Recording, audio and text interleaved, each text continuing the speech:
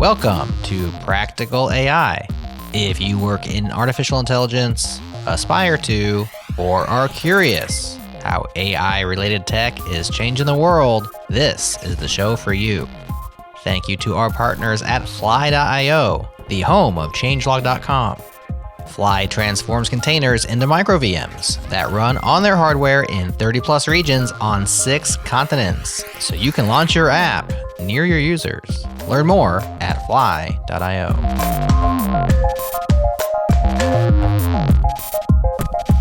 Welcome to another episode of Practical AI. This is Daniel Whitenack. I am the CEO and founder at Prediction Guard, where we're enabling AI accuracy at scale. And I'm joined, as always, by my co-host, Chris Benson, who is a principal AI research engineer at Lockheed Martin. How you doing, Chris? Doing great today, Daniel. How's it going? I know we're recording leading into a holiday weekend here. We are, and so many exciting things. Last week, I got the chance to briefly attend the AI Engineer World's Fair, which is sort of prompted in certain ways by our friends over at the Latent Space podcast. And that was awesome to see. And of course, a big topic there was all things having to do with vector databases, RAG, all sorts of retrieval, search sorts of topics. And to dig into a little bit of that with us today, we have Roie Schwaber-Cohen, who is a developer advocate at Pinecone. Welcome. Hi, guys. Thanks for having me today. I'm really excited to be on the show. Yeah, well, I mean, we were talking a little bit before the show. Pinecone is, from my perspective, one of the OGs out there in terms of coming to the vector search, semantic search, embeddings type of stuff. Not that that concept wasn't there before Pinecone, but certainly when I started hearing about vector search and retrieval and these sorts of things, Pinecone was already a name that people were saying. So could you give us a little bit of background on Pinecone and kind of how it came about and what it is position wise in terms of the AI stack? So Pinecone was started about 4 years ago, give or take, and our founder Ido Liberty was one of the people who were instrumental in founding SageMaker over at Amazon, and had a lot of experience in his work at Yahoo. And I think that one of the fundamental kind of insights that he had was that the future of pulling insights out of data was going to be found not exclusively, but predominantly in our capability to construct vectors out of that data. And that representation that was produced by neural networks was very, very useful and was going to be useful moving forward. I think he had that insight way before tools like ChatGPT became popular. And so that really gave Pinecone a great edge at being kind of the first mover in this space. And we've seen that the repercussions of that ever since. With the rise of LLMs, I think people very quickly came to recognize the limitations that LLMs may have. And it was clear that there needed to be a layer that sort of bridged the gap between the semantic world and the structured world in a way that would allow LLMs to rely on structured data, but also leverage their capabilities as they are. And that is one of the places where vector databases play a very strong role. Vector databases are distinct from vector indices in the sense that they are databases and not indices, right? So like an index may have basically is limited by the memory capacity, right, that the machine that it's running on allows it to have. Whereas vector databases behave in the way that traditional databases behave and in the way that they scale. Of course, there's a completely different set of challenges, algorithmic challenges that come with the territory of dealing with vectors and high dimensional vectors that don't exist in the world of just simple, textual indexing and columnar data. And that's where like the secret sauce of Pinecone lies, right? Its ability to handle vector data at scale, but maintain, the speed and maintainability and resiliency of a database. as you were kind of comparing vector databases to indices and then kind of bringing that compared to that, one of the things that I run across still a lot are people, vector databases are really, incredibly helpful now, but there's still a lot of people out there who don't really understand how they fit in. They don't really get it versus the NoSQL versus relational databases or fine tuning. Yeah, and so they hear you say it does vectors and stuff like that. Could you take a moment, since we have you as an expert in this thing, and kind of like lay out the groundwork a little bit before we dive deeper into the conversation about what's different about a vector database that is storing vectors versus storing the same vectors in something else? Like, why go that way for somebody who just hasn't really ramped up on that yet? So the basic premise is you want to use the right tool for the job, right? And the basic difference, right, between a relational database, a graph database, and a vector database, or a document database for that matter, right, is the type of content that they are optimized to index. Meaning, a relational database is meant to index a specific column and create an index that would be easily traversable, right? And in scale, it would be able to traverse it across different machines, right, and do it effectively, right? A graph database does the same thing, only its world is nodes and edges, right? And it's supposed to be able to build a optimized representation of the graph such that it could do traversals on that graph efficiently.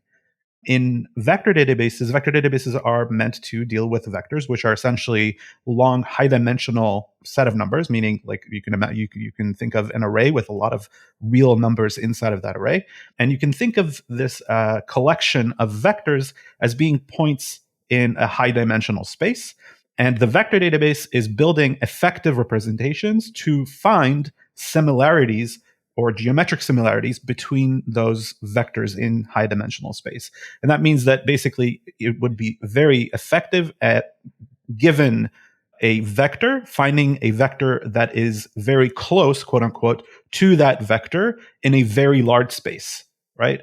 So to do that, like, you need to use a very specific set of algorithms that index the data in the first place and then query that data to retrieve that similar set of vectors to the query vector at a small amount of time, and also being able to update or make modification to that high dimensional vector space in a way that is not cost prohibitive, right, or time prohibitive, right? And that's like the crux of the difference between a vector database and other types of databases.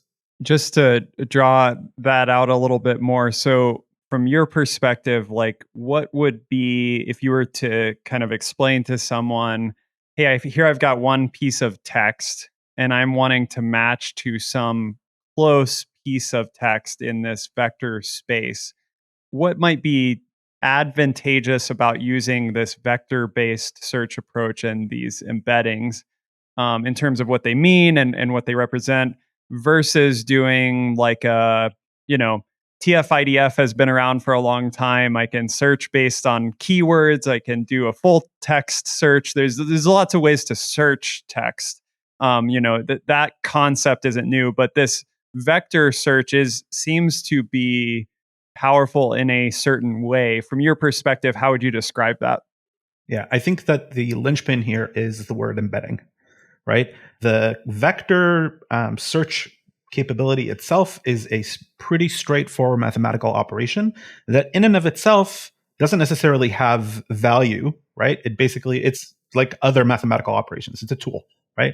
The question is, like, where does the value come from? And I would argue that the value comes from the embeddings. And we'll talk about what exactly they are. We just point a flag and say embeddings are represented as vectors, which is why the vector database is so critical in this scenario. But why are embeddings helpful in the first place, right? So embeddings come from a different set, right? Like a very, very wide set of neural networks that have been trained on textual data.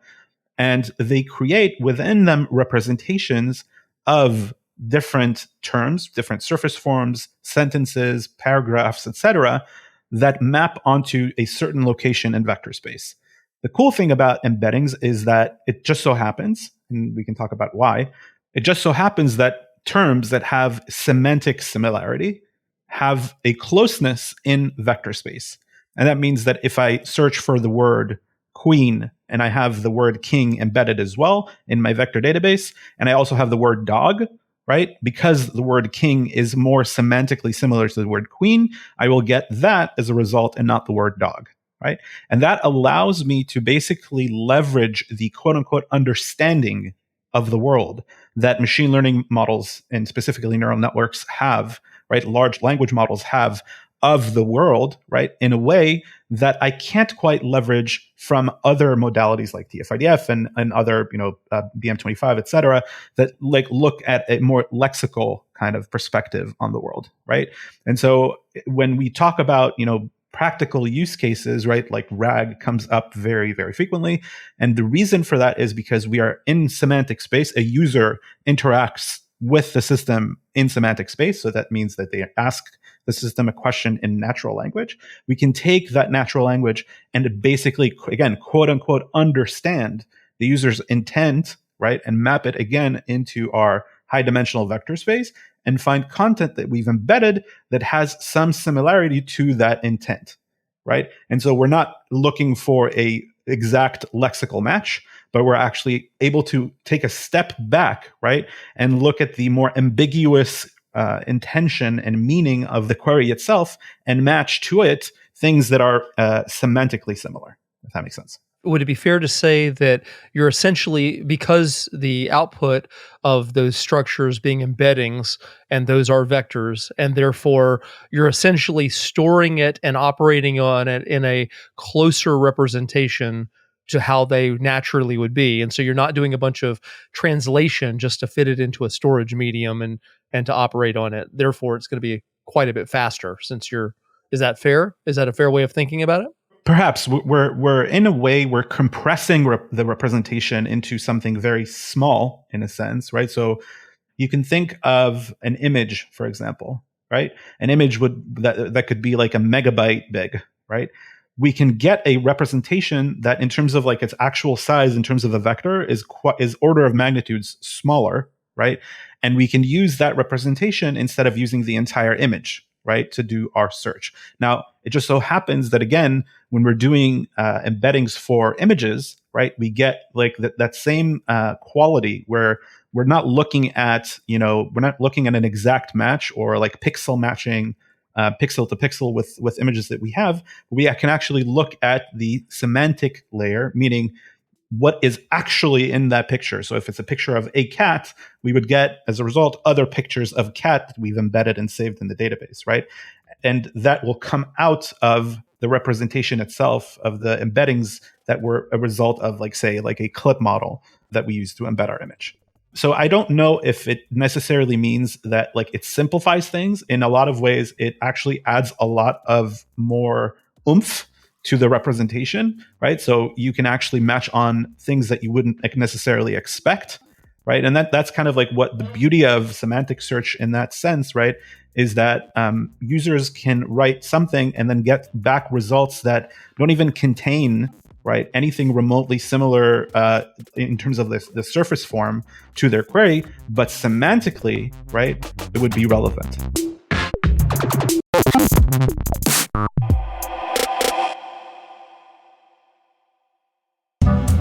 Hey friends, this episode of Practical AI is brought to you by our new friends over at Plum. Plum is a low-code AI pipeline builder that helps you to build complex AI pipelines super fast. You can easily create AI pipelines using their node-based editor, iterate and deploy faster and more reliably than coding by hand without sacrificing control. Deployment is easy. Pipelines are live API endpoints. Eliminate the need for constant code redeployment and debugging by deploying complex AI pipelines as API endpoints. Team collaboration is easy too. Plum's declarative node-based editor enables you to build quickly while empowering non-technical roles to iterate on what you've done without breaking it. You can build advanced AI features, get structured output every time, transform data and leverage validated JSON schema to create reliable, high-quality structured output. So Plum is built for builders. Early stage product teams are using Plum to go from idea to validation in record time. To get started, go to useplum.com That's Plum with a B, as in plumber, to request access today. That's useplumb.com. Again, useplum.com.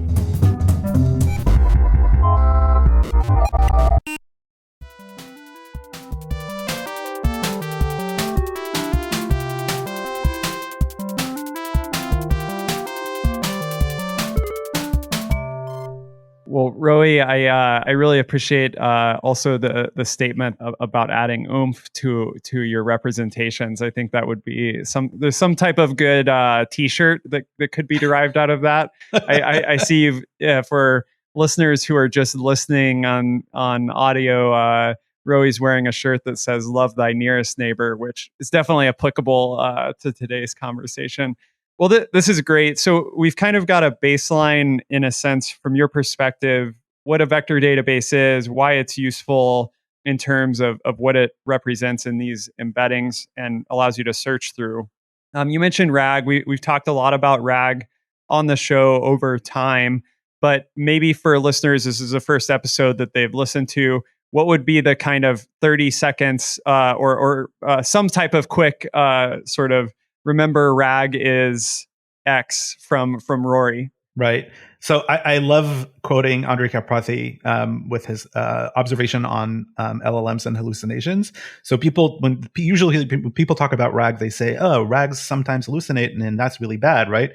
And Andrej Karpathy says, actually, no, they always hallucinate, right? That they do nothing but hallucinate, right? And that's really true, right? Because LLMs don't have any kind of tethering to real knowledge in a way that we can trust, right? We don't have a way to say, hey, I can prove to you that what the LLM said is correct or incorrect based on the LLM itself, right? We need to go out and look and search, right? And RAG to me is that opportunity where we can take the user's intent, we can tie it using for example, right, a semantic similarity search to structured data that we can point to and say, this is the data that is actually trusted, and then feed that back to the LLM to produce a more reliable and truthful answer. Now, that's not to say that RAG is going to solve all of your problems, but it's definitely going to give you at least a handle on what's real and what's not, what's trusted and what's not, and where the data is coming from, where those responses are coming from. And it shifts the role of the LLM from being your source of truth to basically being a thin natural language wrapper that takes the response and makes it palatable and easy to consume to a human being. Great. Yeah. I think a lot of people have done a sort of, maybe they've done even their own demo with sort of a naive RAG, maybe pulling in a chunk from a document that they've loaded into some vector database. They inject it into a prompt and they get some useful output. One of the things that I think we haven't really talked about a lot on this show, we've talked about advanced RAG methods to one degree or another, but I know Pinecone, along with other vector database providers, offer more than a simple just like search. That's the only function you can do. There's a lot more to it that can make things useful. In particular, like having, you mentioned Pinecone mentions kind of namespaces that can be used, metadata filters, sort of hybridized ways of doing these searches. Could you kind of help our listeners understand a little bit so they may understand, here's my user statement. I can search that against the database and get maybe a matched document. But for an actual application, like an application in my company that I'm building on top of this, what are some of these other key pieces of functionality that may be needed for a enterprise application or for a production application that go beyond just the sort of naive search functionality in a vector database? Yeah, for sure. So we can take these one by one. So metadata is definitely like one of those capabilities that vector databases have that are above and beyond what a vector index would provide you, right? And basically what they are is the ability to perform a filtering operation after your vector search is completed. And so you could basically limit the result set to things that are applicable in the application context, right? So you can imagine different controls and selection boxes, et cetera, that come from the application that are more set in stone, so to speak. They're not just like natural language. They're categorical data, for example. And you can use those to limit the result set, right? So that you hit only what you want. That is something that is very common to see in a lot of different production scenarios. And could you give maybe an example of that, like in a particular use case that kind of you've run across? Like what might be those categories, or what, just to give people something concrete in their mind? Yeah, for example, like you can imagine a case where I'm not going to name the customer, but like you can imagine the case where you want to perform a RAG operation, but you want to do it on a corpus of documents, but not on the entire corpus, but rather on a particular project within that corpus. So imagine that you have multiple projects that your product is handling, like finance and HR and whatever, engineering, right? And you want to perform that search and then limit it only to a particular project. And in that case, right, you would use the categorical data that is associated with the vectors that you've embedded and saved in Pinecone to only get the data for that particular project, right? That is like a kind of super simple example. But it can go beyond that, right, and move into like the logic of your application. So like you can imagine a case where, you're looking at a movie data set, right? Like, and you want to search through different plot lines of movies, but you want to limit the results only to a particular genre, right? That's another case, right? Like we could just leverage metadata. You can think of wanting to limit the result set to a time span, right? A start and end date, right? Things of that sort that kind of like have to do more with the nature of when and how, in what category the vector belongs into, and not specifically the contents of the vector, right? So that's one thing. Namespaces are another feature that we've seen as being like incredibly important for multi-tenant kind of situation, and multi-tenant RAG has become kind of like a very strong use case for us. And that's where, you see a customer, that customer has customers of their own, and not one or two, but many, many, many. And in that case, you definitely don't want to have all of the documents that all of the sub customers have to be co-located in one index. And in that case, you basically break them apart, right? So they're still in one index. So management of the index overall is maintained under one roof, but the actual content and the vectors themselves are separated out physically from one another in namespaces. They're sort of sub-indexes to that super index. And that's another feature that we've seen as being super important to our enterprise customers. As you're looking at these enterprise customers, and with maybe most enterprises, getting into RAG at this point at some level and trying to find use cases for their business to do that. I know, my company and lots of other companies are doing this. What are some of the ways that they should be thinking about these different use cases when we're talking about RAG and semantic search and multimodal things that Pinecone does? What are good entry pathways for them to be thinking about how to do this? Because, they may have come up with their kind of own internal platform. It might have some open source. It might have some products already in play, but maybe they don't have a vector database in play yet. And so, how do they think about where they're at when you guys are talking to them and you're saying, because we've been talking in the show so far about kind of the value of the vector database and the kind of these use cases, but not necessarily kind of an easy pathway. So how do you onboard enterprise people to take advantage of the goodness on this? Yeah, that's an excellent question. And in fact, it's like quite a big of a challenge, because it ends up being, a straightforward pipelining challenge that has existed from the beginning of, the big data era, right? Like, how do I leverage all the insight that is locked in my data in a beneficial way, right? And the sad part about this story is that it always depends on the specific use case, and it's hard to give a silver bullet. A sort of light at the end of the tunnel is that we've recently published a tool called the RAG Planner, and its purpose is to basically help you figure out what do you need to do to get from where you are to an actual RAG application, and follow through all of the different steps that are required in between, right? And sort of like understand, like from an understanding of like where your data is stored, how frequently it updates, like what the scale of your data is, et cetera, to the point where it could give you some recommendation as to like what are like the steps that you have to do, like in terms of, do you build a batch pipeline, do you build a streaming pipeline, what tools should you be using to do those things, what kind of data cleaning are you going to need to do, what embedding models are you going to want to use to do this, right? Like how are you going to evaluate the results of your RAG pipeline? So all of these questions are pretty complex. So what I would say is a general rule of thumb, first of all, like you have to evaluate whether or not RAG is for you, right? So for example, there are a lot of situations where, RAG may be the wrong choice, right? Because the data that you have, right, and the actual capability of answering the end user's questions based on that data does not match up, right? And that's how you get to see, cases where, chatbots sort of spit out results that may seem ridiculous, but nobody catches it. And companies get into a lot of hot water because of it, right? There are a lot of scenarios where it's much easier to start that journey and to sort of develop the muscle memory that's required in order to set these things up. And in a lot of these use cases, you see like a lot more internal processes, definitely in bigger companies, right? Where like there's a very big team that just needs access to its internal knowledge base in an efficient way, but it's not a system that is going to be mission critical, right, in any way. So like if a person gets a wrong answer, it's not going to be the end of the world. Nobody's going to get sued, right?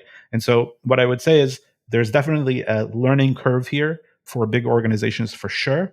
It's usually recommended to develop, again, that internal knowledge of what the expectation versus the realities on the ground is going to be, to have like a really good idea of how you assess risk in those situations, and most importantly, how to evaluate the results that are produced by those systems, right? Because a lot of people are like, okay, you build the RAG system, great, and now produces answers, I'm done, right? Like we're everybody's happy. That's farthest from the truth that you could possibly be, right? Like these systems need to be continuously monitored and feedback needs to be continuously collected to the point where you can understand, right? Like how changes in your data and the way that you're interacting with it, changes in large language models that you're implying are actually affecting the end result, right? Are going to be, and how your users are actually interacting with the system overall, right? How all of these things kind of coexist and happen together, and are they working in the way that you want them to? And of course, you want to do that, in a quantitative and not qualitative way, right? So like, there's a lot of instrumentation that has to go into it. I'm curious as a little follow-up to that, and obviously leaving specific customers out of it. Are you tending to see more internal use cases of RAG deployment to internal, groups of employees and stuff, maybe from a risk reduction? Or are you seeing more of an external, I'm going to get this right out to my customers and try to beat my competition to it? Like, where do you think the balance is as of today? I think that there's a widespread, and I think that it's a journey, right? Like I think that like the more tech native companies that we see that are more, I would say, forward looking or technologically adapt to kind of do these things quickly, are more ready to not only take risks but take educated risks in this space with the evaluation that comes with it, right? So like these are not just like let's set and forget, but they actually know what they're doing. In those cases, you see them going out to production with very big deployments.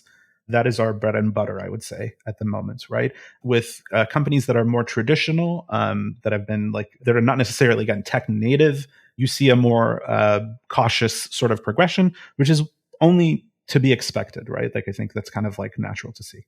Well, Roie, I have something that I saw on your website, which it was new to my knowledge, which I think is also really interesting. One of the things that I've really liked in experimenting with vector database RAG type of systems as an AI developer is having the ability to run something without a lot of compute infrastructure, maybe in an embedded way or an on-disk index, something that I can spin up quickly, something that I don't have to deploy a Kubernetes cluster or something or set up a bunch of kind of client server architecture to set up and test out maybe a prototype that I'm doing. And I see Pinecone is talking about Pinecone serverless now, which is really, really intriguing to me, just based on my experience in working with people. These sort of serverless sort of implementations of this vector search, I think, can be really powerful. So could you tell us a little bit about that and how that kind of evolved, and what it is, what's the current state, and how Pinecone thinks about the serverless side of this.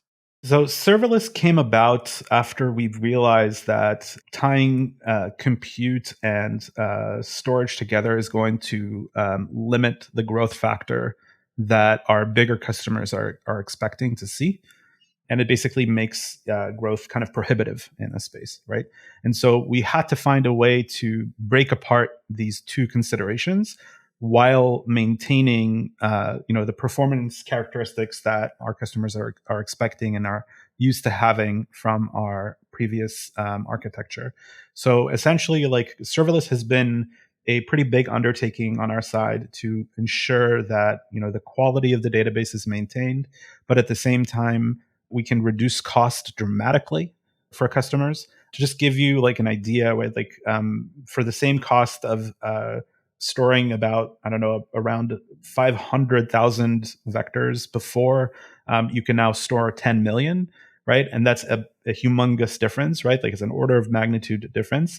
I think that like to accomplish that, right? Like there was like a lot of very clever engineering that had to happen because again, now having compute and storage separated apart means that storage can become very cheap. But on the other hand, it requires you to handle the storage strategy and retrieval in a lot cleverer way. We have a lot of content on the website that kind of delves deeper into how exactly technically that was achieved, and we won't be able to cover that given the time that we have. But like the basic premise is that you can now grow your vectors index to theoretically infinity, but practically to tens of billions and hundreds of billions of vectors without the cost of the expense becoming prohibitive, which is the main drive for us with our bigger customers and also with smaller customers. Like you can start experimenting. We have like an incredibly generous free tier that allows you to start, like you said, right? Like if I'm just a developer on my own, testing things and trying to understand how vector database works in my world, it's very unlikely that I'll be able to tap the entire free tier plan, even several months in, with many, many vectors stored, right? And it will work the same way that our pro serverless tiers work in terms of its performance. So it's not like a reduced capacity or performance in any way. So you get to feel exactly what it would feel like. And the effort that's required to stand that up is minimal to negligible, right? You just set up an account and the SDK is super, super easy to use. Yeah, and am I understanding or sort of representing things right? Like in terms of the massive, so there's a massive engineering effort, I'm sure, as you mentioned, to achieve this because it's not a trivial thing. But in terms of the user perspective, like if people used Pinecone before and they're using Pinecone now, you already mentioned the performance. Is the interaction similar? It's just this sort of scaling and sort of from the user perspective, scaling and pricing. And maybe also you could touch on, so Pinecone is, people might be searching for different options out there, and some of them would require you to have your own infrastructure, or some of them are hosted solutions. Pinecone, at least in its kind of most typical form, would be hosted by you. And yeah, could you just talk a little bit about the user experience pre-post serverless, and then also kind of the infrastructure side, like what do people need to know and what are the options around that? In terms of what happened pre and post, so before serverless, there was like a lot of possible configuration choice that you could do, right? Like, so like there was in fact a lot of confusion with our users, like what exactly is the best configuration for me? Should I use like this performance kind of configuration? Should I use like the throughput optimized configuration? What exactly am I supposed to use? And like the pricing mechanism was a little bit convoluted.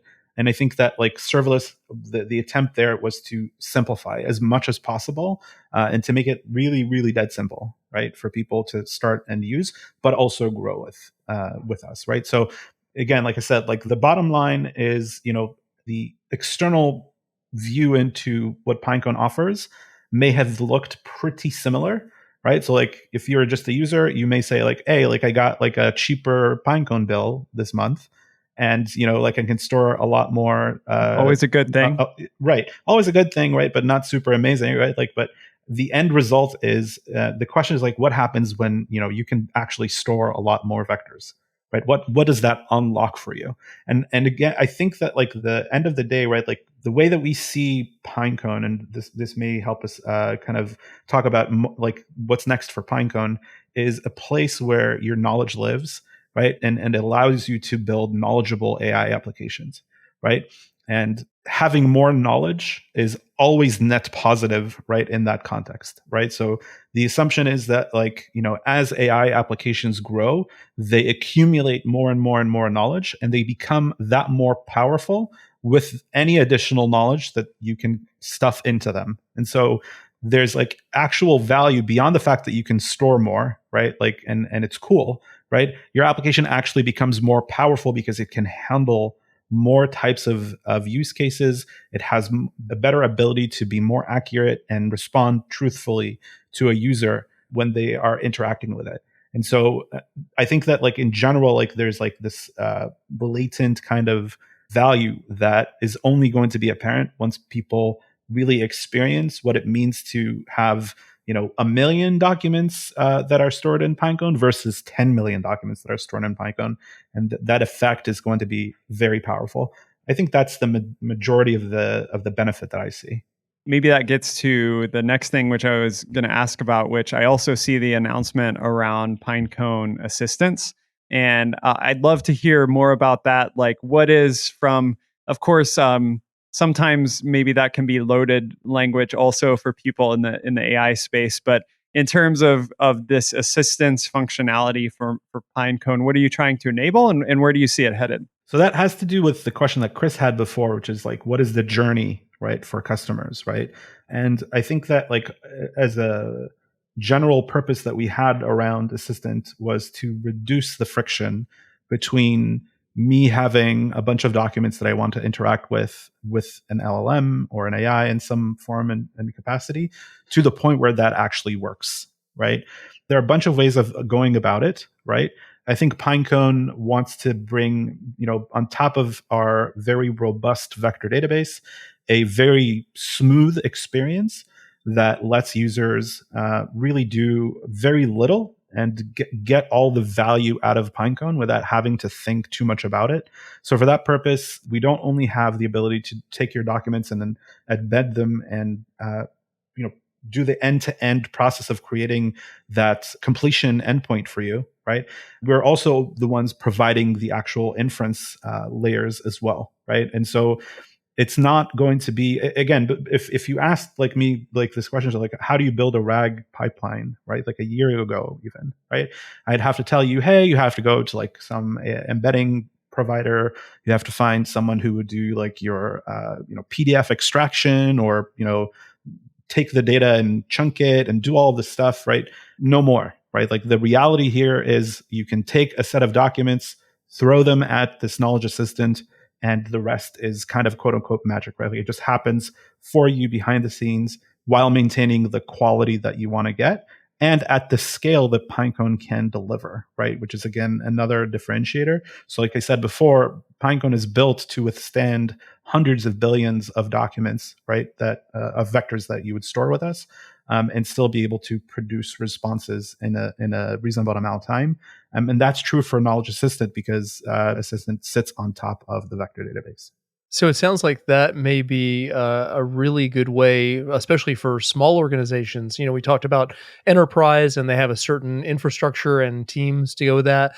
But there's so many more small organizations out there that have very little in terms of trained people necessarily to do that. And they don't have all the infrastructure in place, and they're looking, with assistants and serverless, they're looking for simple ways to onboard and get utility out of it.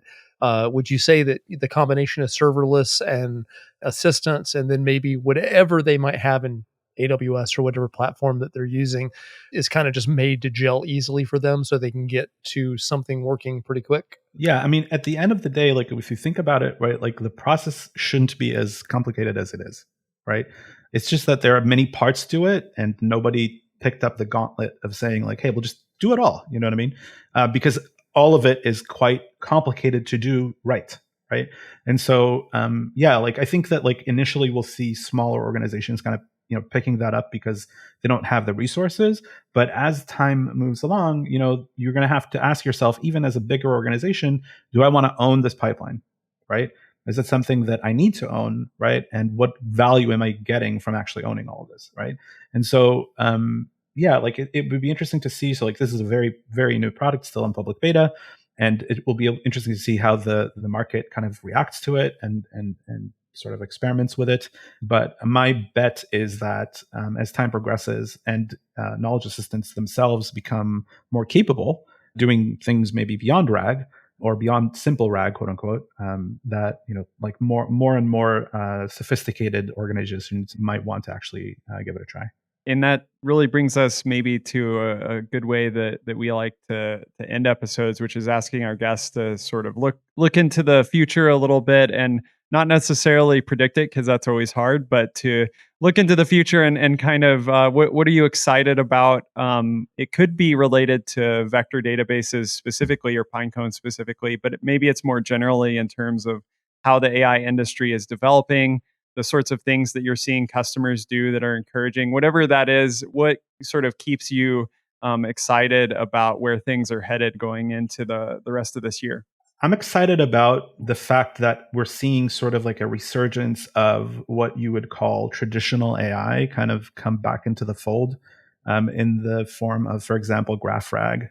I think that the notion here is that, for the longest time, and I think it's been since GPT 3.5, you basically saw this I think over-indexing on LLMs, right? For good reasons, right? They're super exciting, they're very powerful, right? And they can do really, really cool things, right? But with that said, it's as if every other technology that has ever existed before just dropped off the face of the earth, and nobody has ever talked about okay, wait, so what can we do with those things and LLMs, right? And where do LLMs fit in the bigger picture? I think that vector databases kind of put LLMs in their place a little bit, in the sense that, you know what I mean, you're not thinking of the LLM as being the end all be all, this is the only tool that we need. I'm very excited to think of LLMs as these operators or agents that can tap into the capabilities that exist in other systems. And I think that what we're going to see more and more and more is that people are going to figure out in what subset of the ecosystem does each tool belong. So what set of problems that each tool solve. For example, a vector database solves the problem of bridging the gap between the semantic world and the structured world. A graph database can solve problems like formal reasoning over well-structured data. Relational databases can solve a whole set of different problems that they used to be solving, like aggregation, et cetera, et cetera. And then you can imagine that LLMs and agents can sit as sort of an orchestrating mechanism and a natural language interface mechanism on top of all of those things together. And that's what I'm excited to see. It's kind of when the community as a whole is going to wake up from its LLM fever dream and sort of realize that there's other things out there, and realize that it has so many more powers that it could yield to make really exciting applications. That's awesome. Well, thanks for painting that picture for us, Roie, and for taking time to dig into so many amazing insights about vector databases and embeddings and knowledge management in general. So appreciate what you all are doing at Pinecone, and hope to have you on the show again to update us on all those things. Thank you so much. Thanks for having me.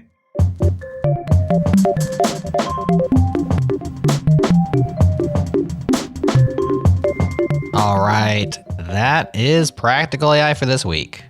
Subscribe now. If you haven't already, head to practicalai.fm for all the ways. And join our free Slack team, where you can hang out with Daniel, Chris, and the entire changelog community. Sign up today at practicalai.fm/community.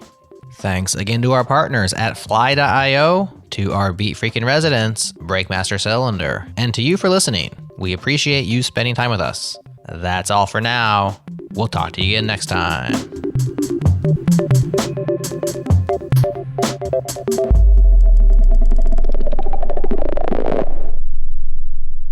Yeah.